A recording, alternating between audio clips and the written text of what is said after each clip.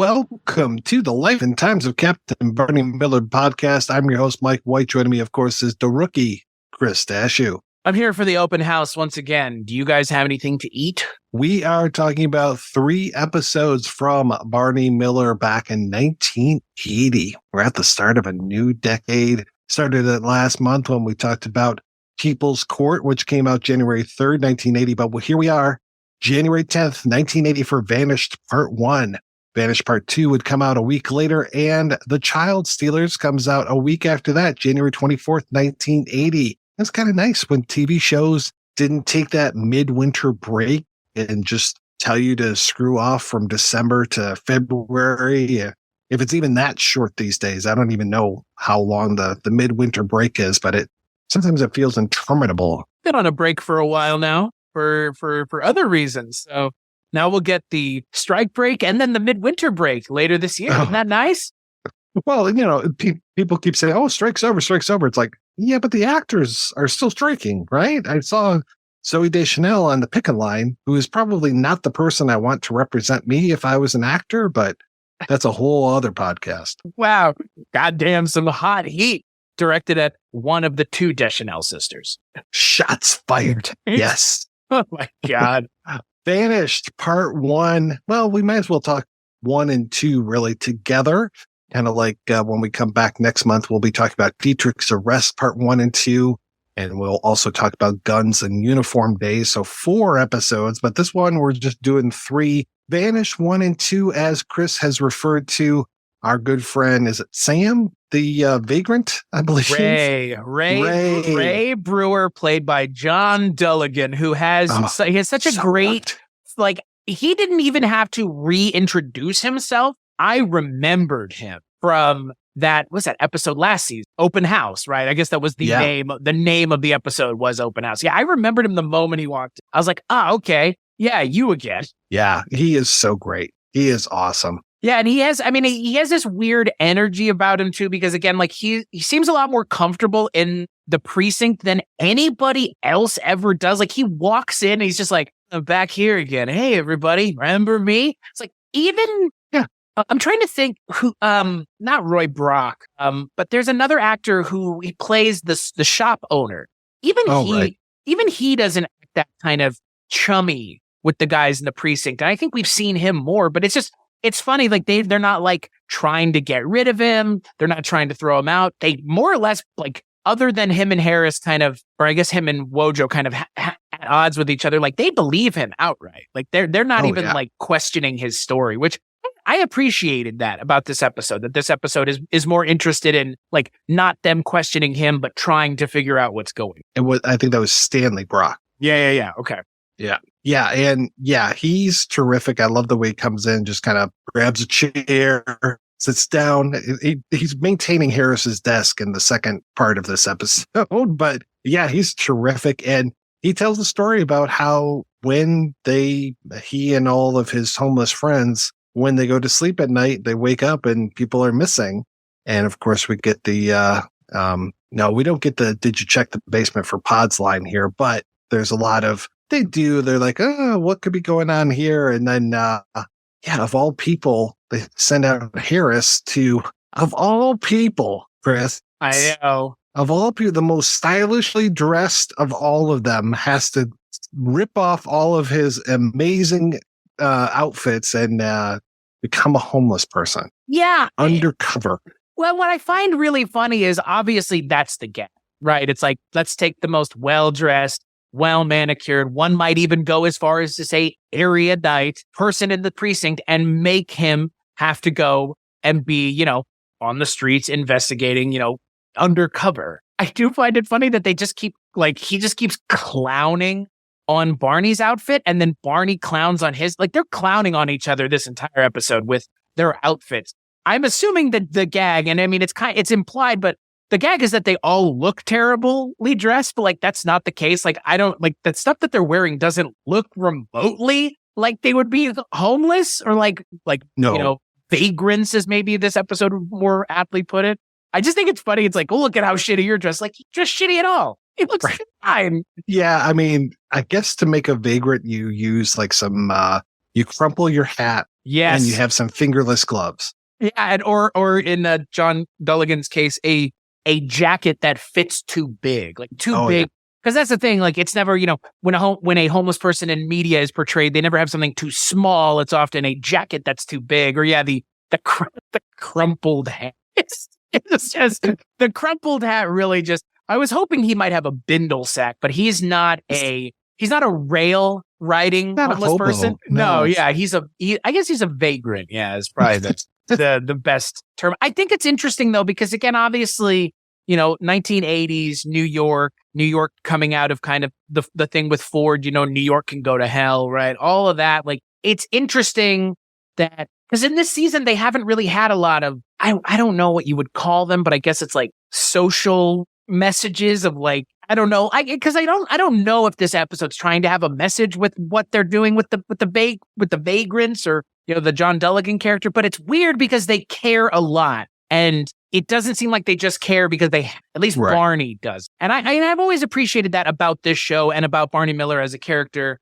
is that he is a genuinely empathetic character. And that comes through. But what's interesting is I would go as far as to say Harris is strangely just as empathetic in the second part of this episode. Maybe not so much the first part, but that's because, again, he's not out in the field yet. But it's weird because normally Harris is just very not interested in participating in anything that would put him at odds with his image. But he just seems like, okay, like I'm on board and on the same page as what's going on. Yeah. I'm going to get this episode and the next one mixed up a little bit because there's at one point they ask Ray, how did you become homeless? And you expect it to be this real heartrending story. Right. And instead it's, I was this. And then one day I woke up and I was a vagrant. It's like, what?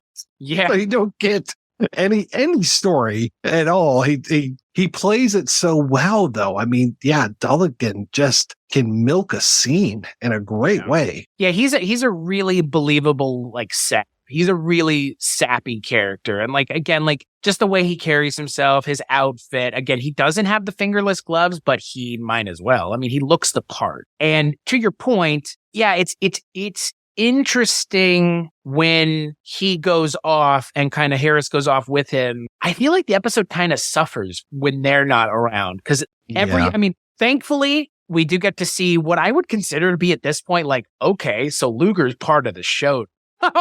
So much. Yeah. So like it kind of is or more or less redeemed immediately because Luger shows up and they kind of hand off the episode to him. But holy shit. Yeah. Like John Dulligan is so good in this episode that it's a shame when he's not on screen. But yeah, then you transition to the B plot of the biggest Luger storyline I think we've had up until this point in the show. Actually, like a storyline for his character and a story moment that I think may have some repercussions down the road, at least for the way he acts towards the people in the 12th precinct. Yeah.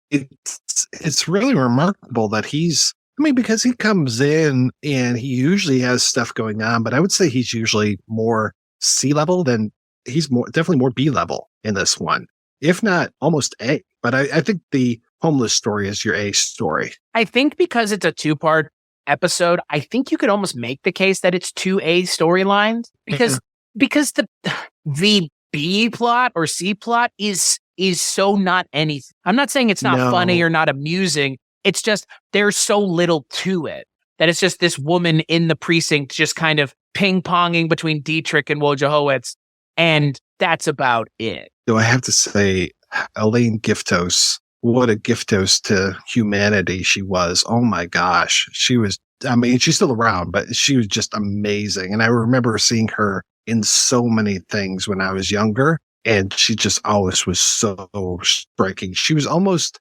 as striking as, I can't remember the actress's name, the one from Soap that occasionally shows up as a prostitute on the show. But I was surprised when Giftos came in. I was like, oh, well, here's another prostitute. But no, she trying to find a proper father for her baby. And I was very surprised at the end of her storyline when she's looking up, well, actually more than looking up, that it seems like her and Levitt have hooked up. Yeah. I wouldn't think that his DNA was proper since he's so short. Well, what's funny is, you have Dietrich making moves and Wojciechowicz making moves, and their game between the two of them, those two guys have no game whatsoever. I mean, Wojo, what's funny is it almost feels like because of Wojo's girl, I can never see that character as like a sexual being anymore because he seems so out of sorts as a person when he's not in the precinct, where it's like, I can't believe you would go on a date with someone because I've seen it now and you are completely unable to even like hold a conversation with someone. And so like during this, I was like, first off, there's no way that Dietrich is not an alien, which again, I think has been more or less established that he is not of, and enough. We'll talk about it.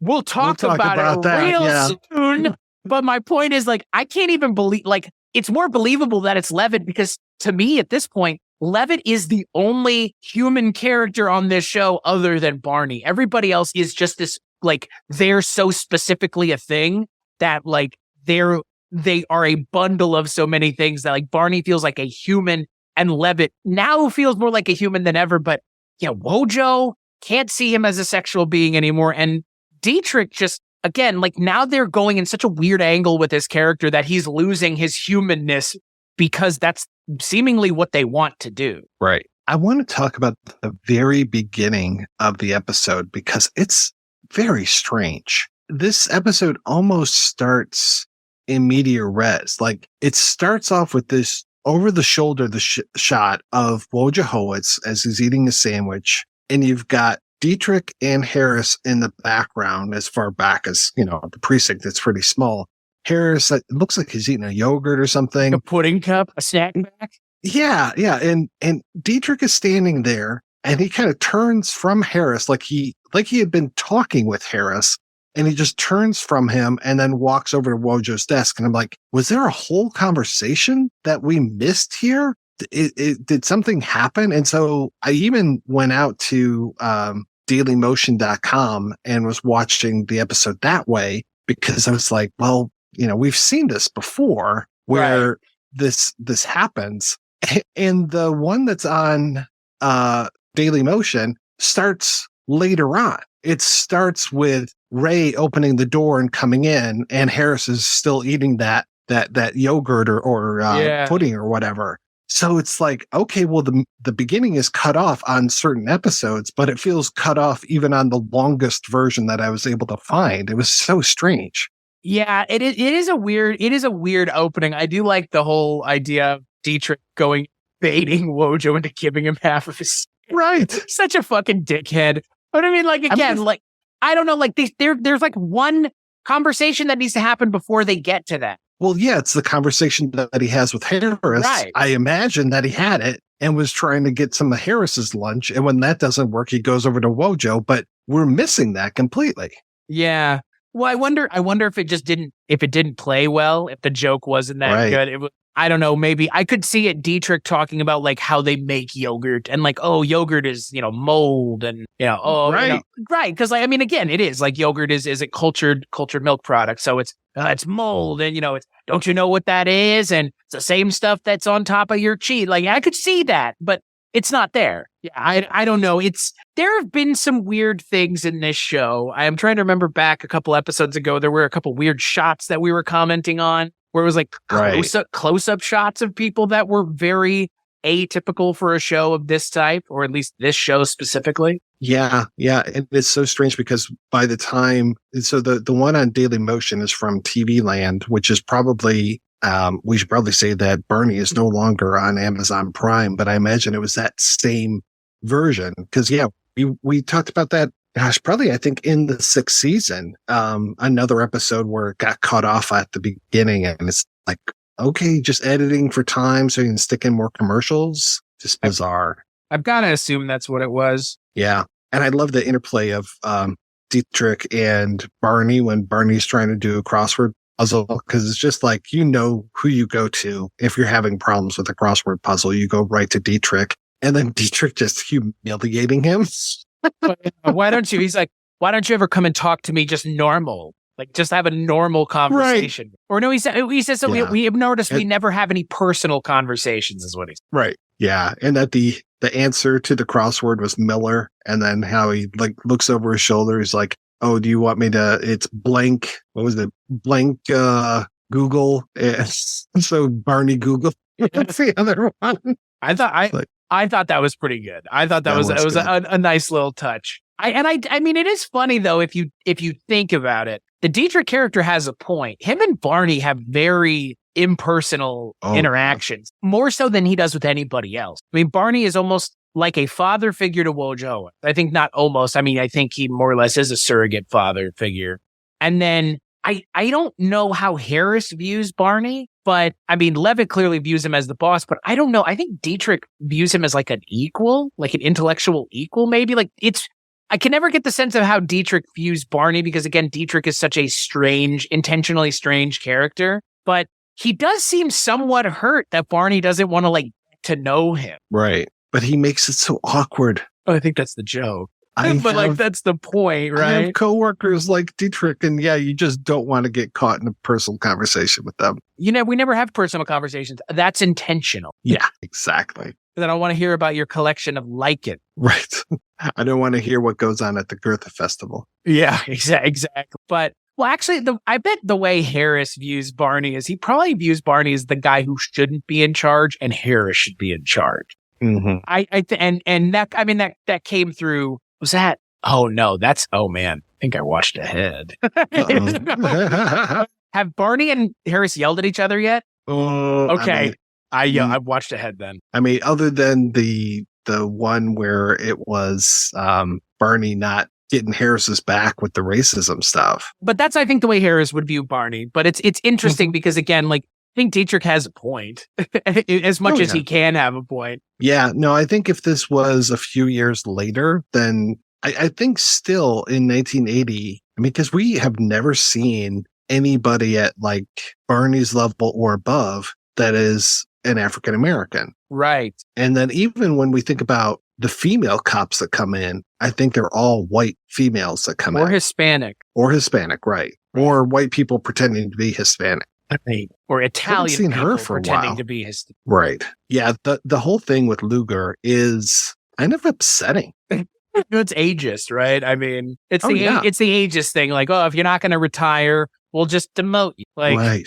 It's a weird storyline because if this had happened in the first season, I would have been like, who gives a shit? Right. But now it's like, okay, it's Luger, season 6 Luger, a very different version of himself, a much more palatable version of himself. You feel bad because like he's just like, he's more or less been because he wanted to continue to work, probably because he has nothing left to live for, which is more or less what this episode says. It's fucking horrifying. And then in the next episode, which is, again, this is a 2-parter, in the next episode, nobody wants to work with him. And it's like, okay, so not only is this guy seemingly suicidal, but everybody in the precinct is like, fuck this asshole.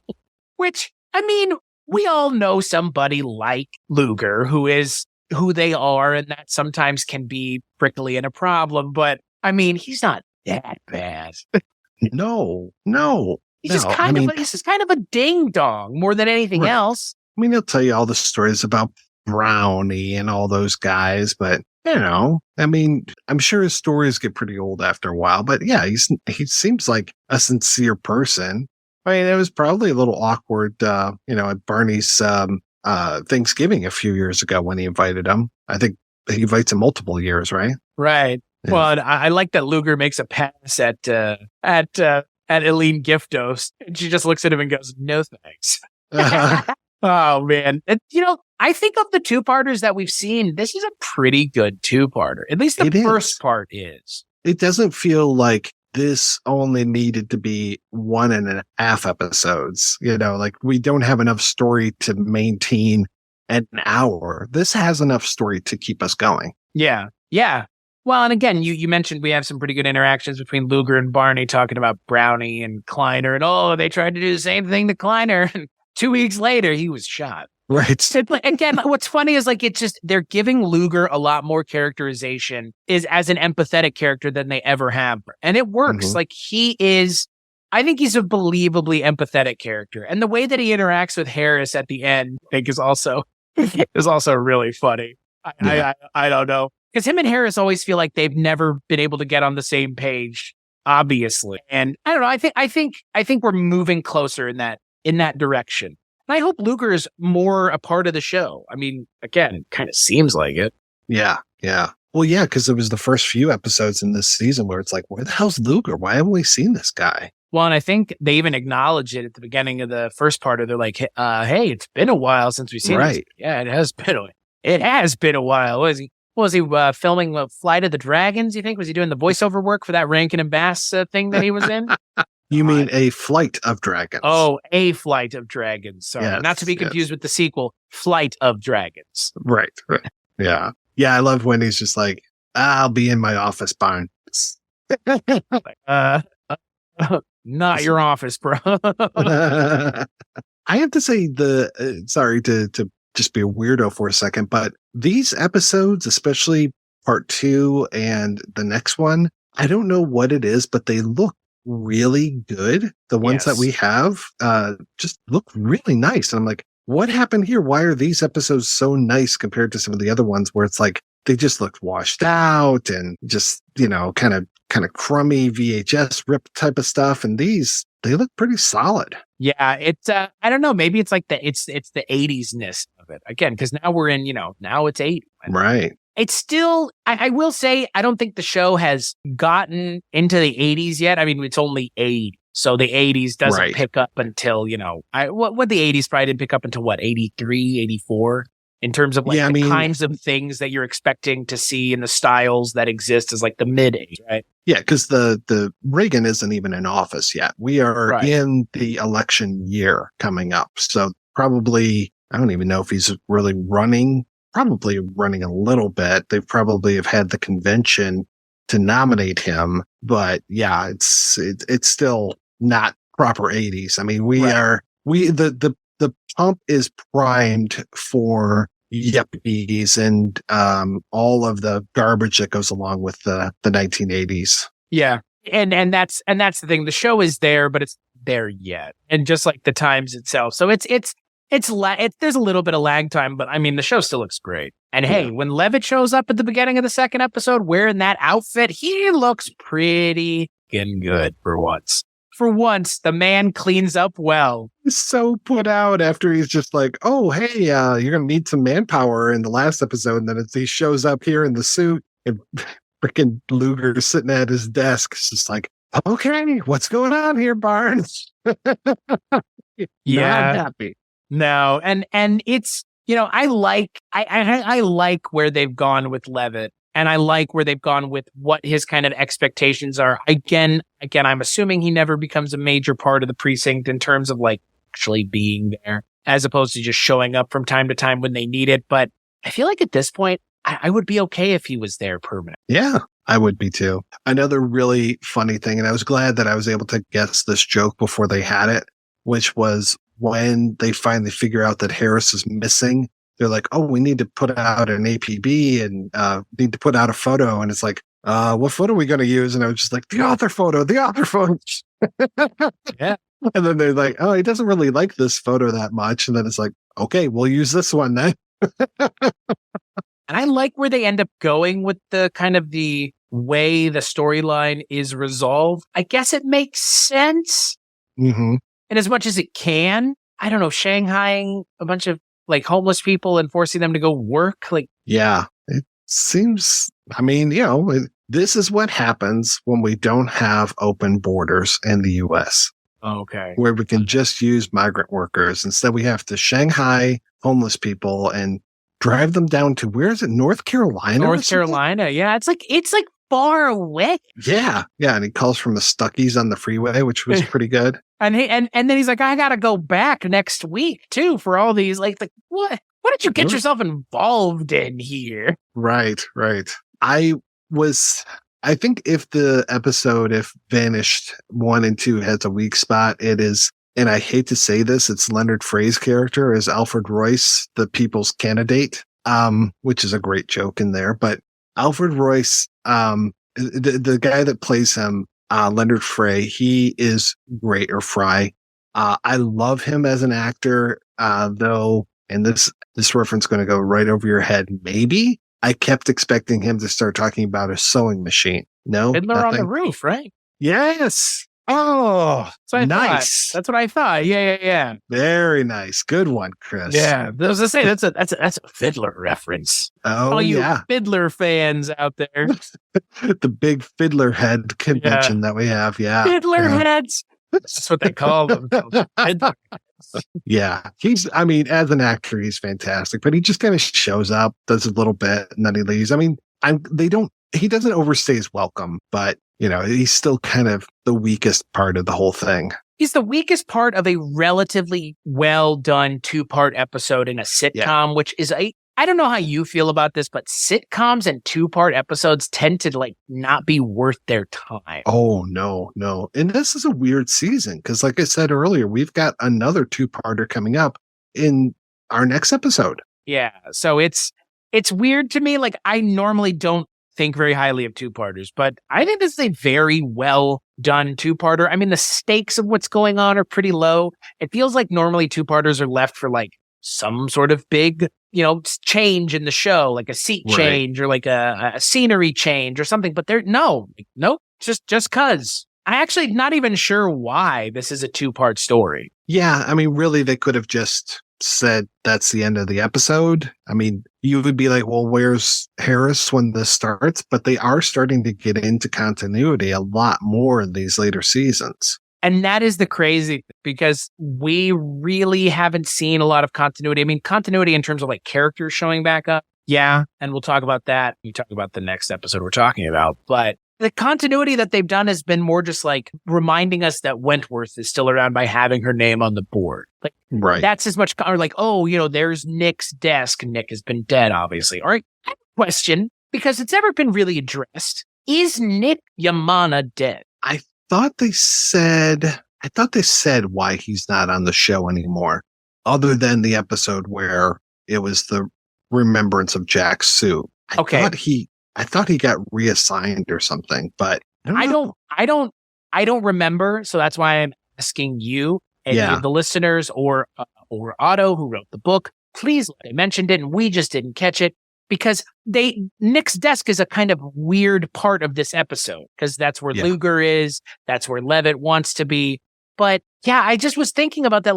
Is because again, Jack Sue passed away and they had the Jack Sue remembrance episode, but unless they did, it's kind of weird that they've never outright addressed it. Right.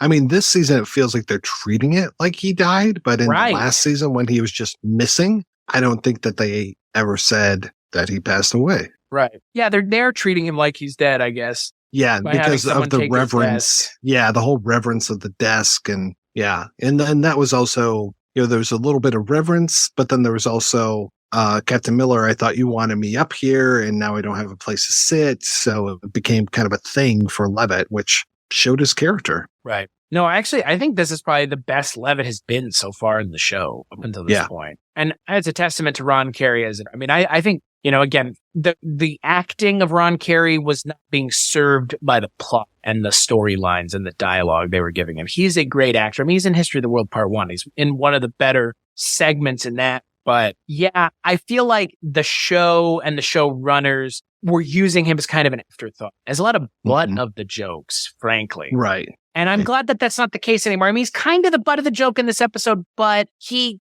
like you said, he kind of gets to show his, show what he's made of, as it were. And I think that's a much more important lesson to learn as a character and a thing to see as an audience than him just getting what he wants just cause. Exactly. Yeah. I love when Harris comes back. He's got all those homeless guys with him, and he just has to doing the hand signals, no, you stay over there. This whole thing that he's doing. Just, him as kind of the king of the hobos in this is pretty great. And then the people's candidate becoming the secondary king of the hobos. Right. They'll listen to him. They're not registered to vote. Right.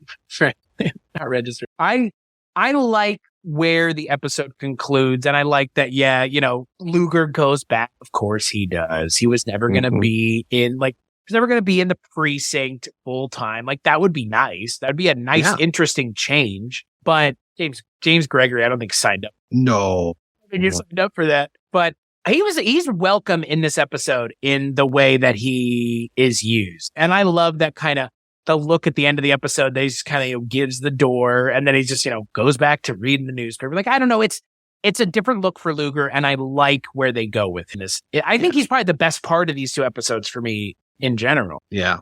Something else that kind of tells you where this episode is in history is that paper that he's reading. I want to say it says something like growing danger for hostages. Mm-hmm. I think it's the whole Iran hostage situation. Yeah.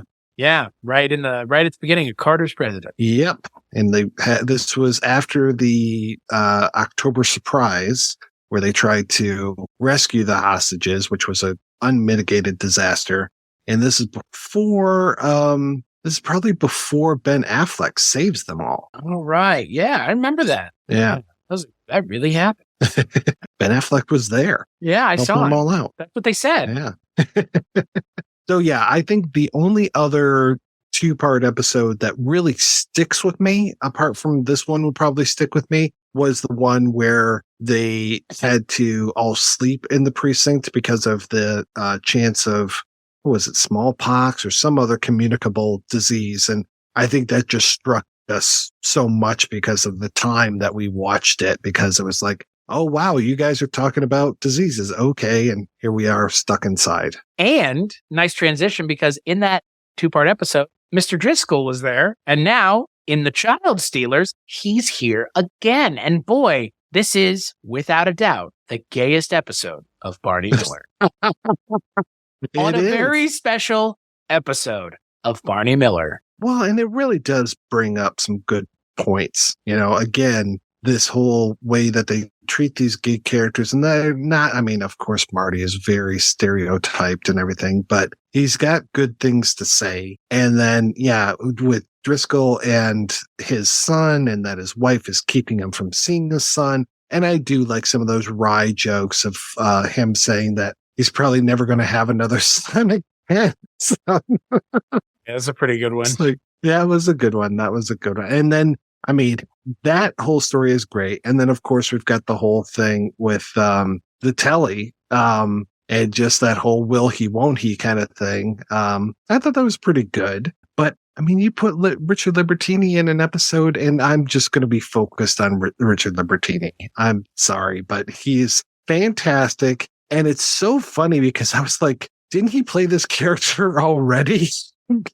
Because he's been on the show before, but am I mixing him up with, was there another time traveler, or was it just that Libertini, that whole thing where he was trying to change his name? But no, I know what you're confusing it with. What? Tell me, please. You're confusing it with that Twilight Zone 85 episode where he's with, where he's where he's like an alien, remember? And he goes and he's like, oh, with Shelley Duvall? Yeah, I think that's what you're confusing it with. Yeah, that's gotta be, because that's what I thought of. Because I was like, this is close in terms of like, oh, he has some special knowledge that only he has, and he's trying to like impart it to other people. Like, okay, yeah, because he was Mr. 1223 back in season 4. He was Richard Perito in the middle age episode in season 5, and then unfortunately this is his last time here, but he makes such an impression. I just love that guy so much. Yeah, I'm a huge fan. As someone who is a huge fan of Fletch, I'm a huge fan of Richard Libertini. His IMDb photo is his role as Frank cleaning Fletch's shoes on the plantation in Fletch Lives. So, I know you're a huge fan of the Popeye movie. I am, actually, yes. Yeah, I wasn't being ironic. I know that you are. Now, you recently watched All of Me, correct? Right, and he's in that as well. Nice. Get in the bowl. Back and ball. Yeah. Saying a little, but it's fine.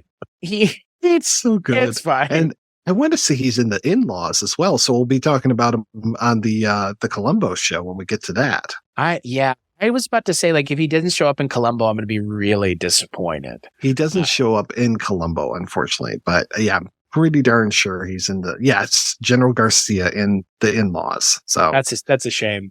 Yeah, we'll definitely be talking about him there. He's great here. And yeah, we again come back to yet another instance where one Arthur Dietrich is apparently the episode wisely doesn't tell us what is going on, which is the smartest. It's the smartest thing, because you can't tell if this is for real or not. Is this guy just completely nuts? But the fact that he knows who Dietrich is and that Dietrich is someone important is a really funny gag, but I'm taking it literally. I think you're okay to take it literally. You know, it's that whole thing that we were talking about. What was it? A nut with proof, right? Paranoids with proof. Yeah. It's like he doesn't have the proof necessarily, but he sure talks a good game. And I love his whole, like, you know, observing all of the things. I'm also thinking of the character that Matt Frewer played in Star Trek: The Next Generation, where he was an actual time traveler. And so he would say things like, oh, you're William Riker. Oh, wow. And we just like have these big reactions. But then you find out later on that he's actually from the past and not from the future. And he's there to basically steal all this stuff from the future and take it to the past with him. But just that whole, you know, you're Arthur Dietrich? Hey, Dietrich. Just the way that he overreacts to that. I absolutely love that. So my question to you then is, given all the information that we have, what is going on? If we're to go a little for, like, let us just sit here for a moment and play along, right? What is going on with Dietrich then as a character? Is he a time traveling alien? I don't know. I don't know about the time traveling part, but the alien part, I'm starting to buy into your theory. Have you asked Jonathan Frakes about it?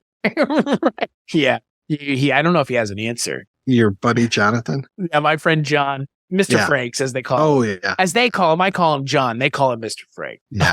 I think the only interpretation is that Arthur Dietrich is either immortal or he's an alien, and being an alien gives him an inordinately long life. And he is just on Earth, like my favorite Martian, just to hang out.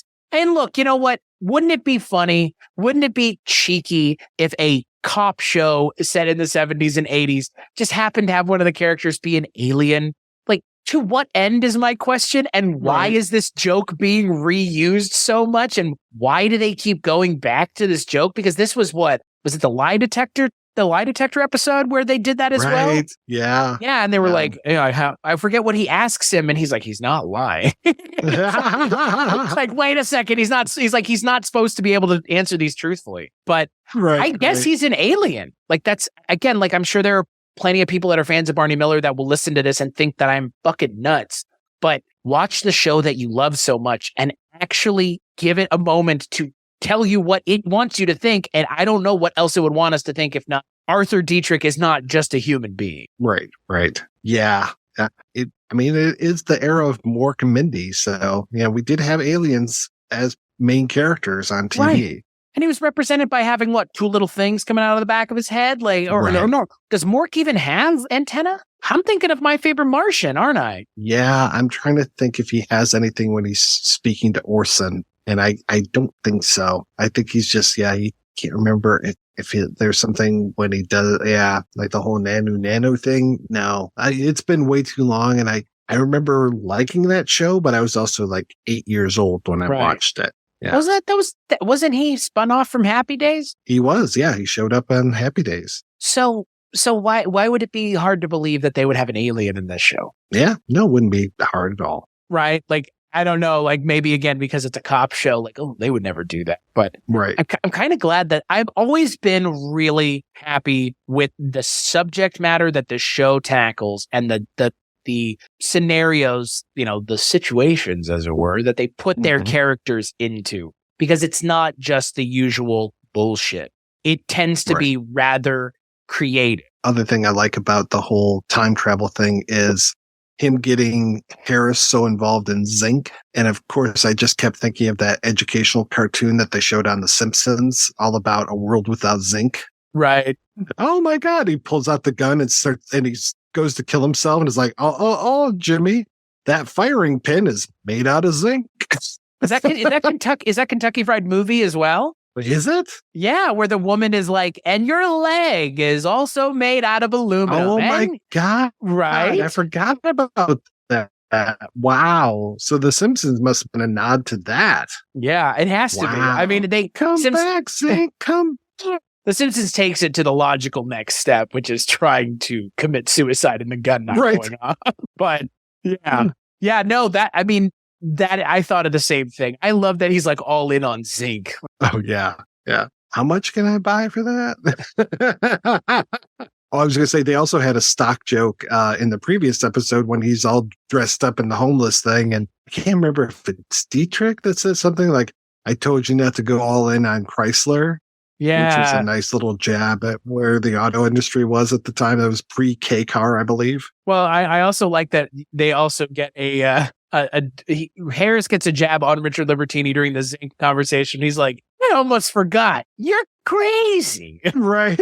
And it's like, at the end of the episode, though, Harris, you do end up buying Zinc. So who's crazy? Who's really crazy? I mean, yeah, he bought all that gold, or at least he thought he was buying all that gold. And it's like, oh yeah, here you go. And he hands him the one ingot, or like not even an ingot, just like a tiny little bar. Yeah, that's all right. Of that for this? Yeah. The guy who was selling his whole everything, liquidating everything. Is the chagrin of his poor suffering wife. I remember that one. That was a good one. I was just going to say, it's a shame that Otto couldn't join us on this one because I think he really wanted to talk about the role of Zitelli, because this is the first time we've seen Zitelli this season since he came out. I think it was in the first episode, I think. Correct. Yeah. So here he is back. And now we've got, Marty and Mr. Driscoll here and really showing a whole rights issue of, keeping the son away from Mr. Driscoll. And it's like, okay, yeah, that's a big thing. And then, when he's getting berated by his wife about stuff, his ex-wife, I should say, that is when Zitelli is just like, well, I'm gay. And I think it feels like it should be a bigger moment, but it just kind of landed with a thud to me. How about for you? And as someone who is gay, I was glad that this was addressed in a way that didn't feel like the way they addressed the rape episode. Oh, like a big laugh? Yeah, like, he's a fruit. Like, right. I'm glad they didn't do that. However, yeah, the way that he does it it is exactly what it needed to be for the time and nothing else. And I'm glad that it wasn't a joke, but it's not the moment that I think they thought it was. And like you said, I think they thought this was going to be some big moment. But here's the problem. Zitelli has to come back more than twice a season for anybody to care.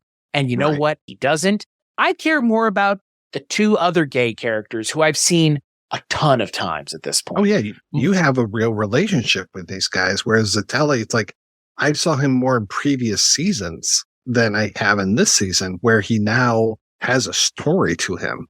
Right. And actual motivations as a character. And it's like, I'm gay. And it's like, okay, but what does you telling them mean? Yeah, I was waiting for a speech. Like, okay, I'm gay, and like, now let's get a little bit more here, please. Yeah. And he just turns around and goes, I'm gay, when this woman is berating, them, them and they being the gay, the gays in the gay community.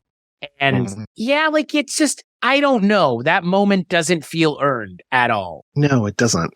And I was really hoping that it would. I was like, because you're setting us up, you're setting us up with bringing back these two characters that we haven't seen in a few seasons now, which is great. And I'm super excited to see them. And then you put them in this difficult situation, and, interesting that like Wojo has a pretty good conversation with Driscoll talking about stuff. And it's like, oh, okay, this is interesting. This is good. And it's like, you're getting to see how far Wojo has come over the years. He can actually have a conversation with a gay person and not be super weird about it. So yeah, I was like, okay, this is great. You're setting us up. You've got Zitelli in here. Zitelli, they're just like, hey, why don't you tell people? Got to get this out in the open. And then he comes out, but then there's no follow-up to it. Yeah. That was strange. I wanted it to be better. I wanted it to matter. I wanted Levitt and his interaction to not be weird. but it is. And it's weird because Levitt is weirded out by the fact that he's gay. Yeah. And that feels like such a cheap joke, even for this show. Well, it's almost like Levitt is now taking up the mantle that Wojo is slowly leaving behind. Right. That's what I mean. Like, it's just like, at this point, why is this show doing that joke? You've already shown that you can introduce us to a gay character in your show. Right. I don't know. That was probably the one issue I have with the handling of the storyline is you have to make us care about the character that's coming out. Right. Enough for that coming out to matter. Right. But exactly. But the A. Dietrich stuff is funny. And the other stuff with Mr. Driscoll is funny. And all of the kind of back and forth. And the conversation that Wojo has with him is great. But yeah, I mean, in terms of like actually having something to say about the topic, being gay in the early 80s, late 70s, like, yeah, you had to deal with people being assholes. Okay. Yeah. Oh, yeah. Duh. And you still do now. Like, and nothing has changed. Right. I mean, things have changed, but, Well, and things are about to get so much worse for the gay community. I mean, we are. Right. Yeah. 1980 here. I mean, I'm sure some cases are starting to happen, but we're going to be in a real bad spot here over the next couple of years. Yeah. And that's the other kind of hard thing to really wrap your head around is like the show. I appreciate that the show is trying to do this in a respectful way, but the shit is, like you said, about to hit the fan. And the gay community. I mean, if you know nothing about the 80s, awesome, but you should educate yourself if you don't, especially about gay rights and the treatment of the gay community, especially by people like Reagan. So, exactly. Refusing to acknowledge HIV by name is really cool. No, it's not. And it's kind of, it all feels of a piece of that. Like you want to have the conversation, but you don't want to actually have anything to say. You just want to sit and kind of signal. And that's kind of what it feels like. For once, I'm kind of disappointed with this show because it really feels like a mishandling of something that they really think that they handled well. That's why I'm disappointed. Not because they didn't do a good job, but they think they did a good job. And when you think you did a good job, you can't really be reasonable. Yeah, I'm kind of curious to see where else they go with this.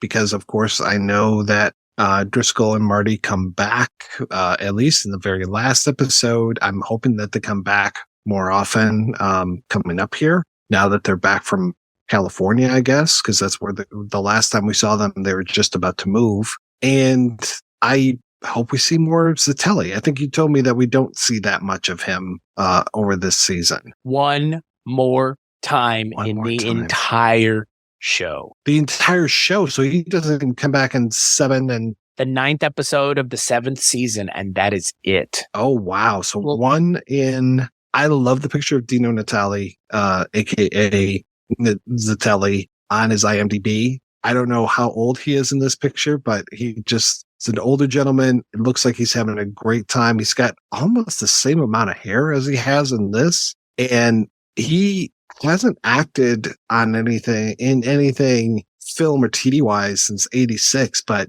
I can't even, it doesn't look like he's the kind of guy that is going to quit. So I wonder if he does like theater or something. Yeah.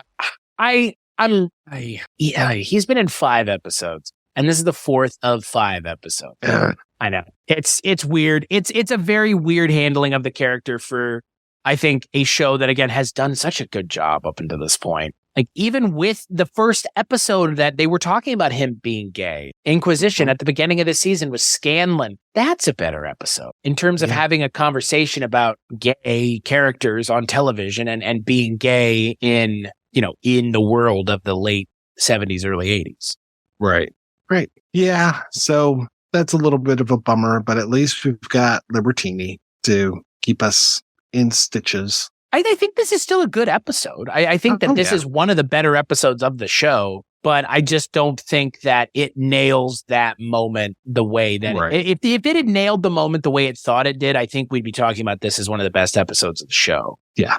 Because it's like I just want to remember it for the B plot because the A plot, as good as it is in moments, it does have one moment where Dino Natale it doesn't hit, but they think it does, and it's just.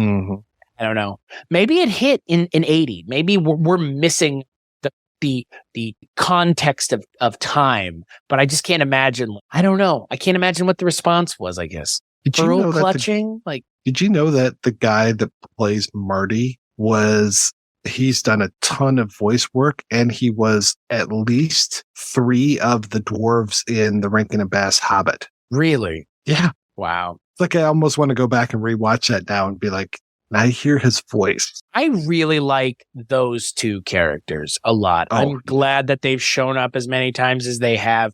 I like that, Marty showed up first and then he got a pal to show up with. Yeah. I don't know. They're probably, for me, they're probably the best characters, the best like side characters on the show. Yeah. Well, and because when they show up, it's not usually, if they're in trouble, it's for something dumb, Right. like this, Right. I mean, he was kidnapping. He was in the wrong, but at the same time, his wife was in the wrong. And as we know, 2 wrongs don't make a right, but it really points out something. And for the most part, it's like they'll come in and like, oh, we need help, Barney, with this thing, or like, hey, we're moving to California. Just they're more, part of the group, which I really like. But unfortunately, this is the last time we will be seeing them until the final episode of the show. Yeah. Yeah, but like it's bizarre. I mean, again, like we're taking this show and looking at it through the lens of like current television, where you would never have a character not show up for a season and a half like this. But yeah, this is the last time we see Jack DeLeon, and I'm assuming the last time we see Ray Stewart until the final episode of the show. Yeah. And that's totally the case. They don't show up again until Landmark Part 3. So, wow. Yeah, I don't know. Like it feels like this is the last episode they want to have this conversation. Mm-hmm. And this is the last time that they ever want to broach the gay topic. And look, this is halfway through season 6. So maybe they'll have more topical issues to talk about. But I'm pretty sure that the gay topic was pretty topical in 79, 80. Definitely.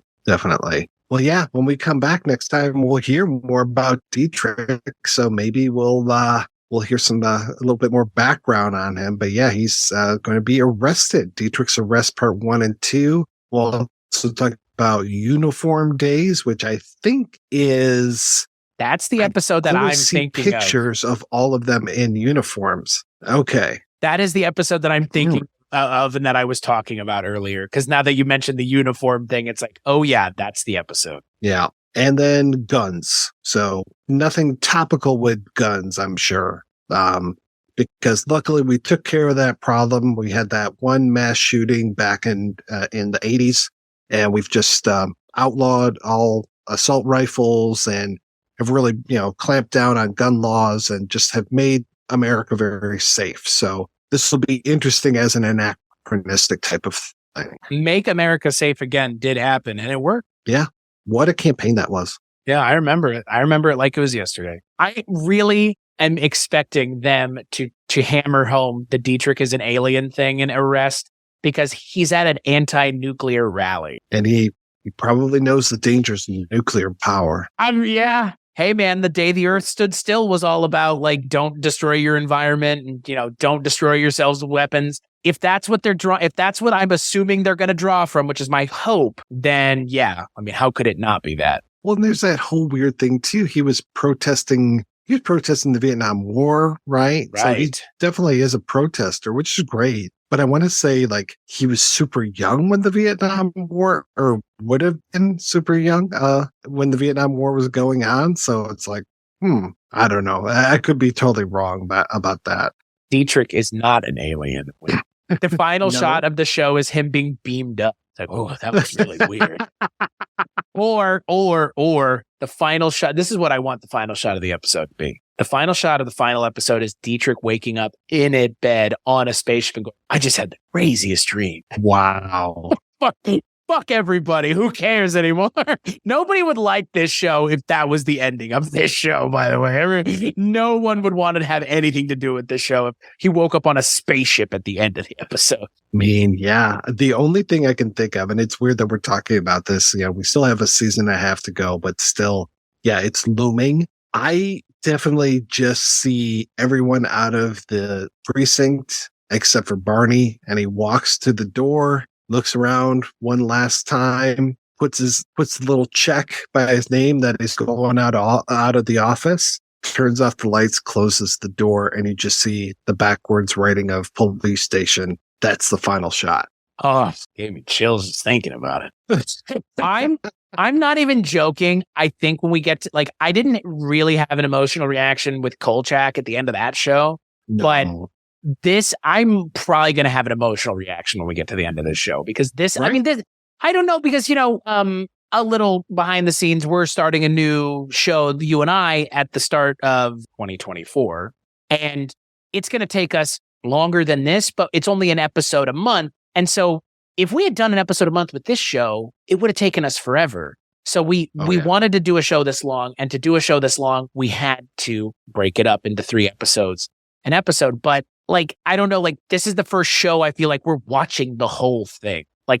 Kolchak only lasted 1 season. So, that's always feels a little bittersweet because Kolchak is always kind of a big what if, but yeah, I don't know. It feels like now we're in this weird spot where part of the old time of the show seems to be ending and the show seems to be transitioning into something else. So I'm excited to see where we go from here, but yeah, no more of some of the really reoccurring characters and actors that we've seen. So yeah, it feels like season 7 will be different. Yes. I'm not sure how, but different. Right. And I'm wondering if the end of this season will feel even more like a soft ending to the show. Right. So, well, until we talk next month, Chris, what are you up to? WeirdingWayMedia.com is what I'm up to, which is a place where you can hear all the things that I work on, which are weekly, monthly, and everything in between. Culture Cast, Scary Stories We Tell, Bollywood Cinema Club, Kolchak Tapes, Chronicles from the Crypt. The list could go on and I could continue, but I won't. Just go look them up yourself at WeirdingWayMedia.com. What about you, Mike? Almost the same, but just not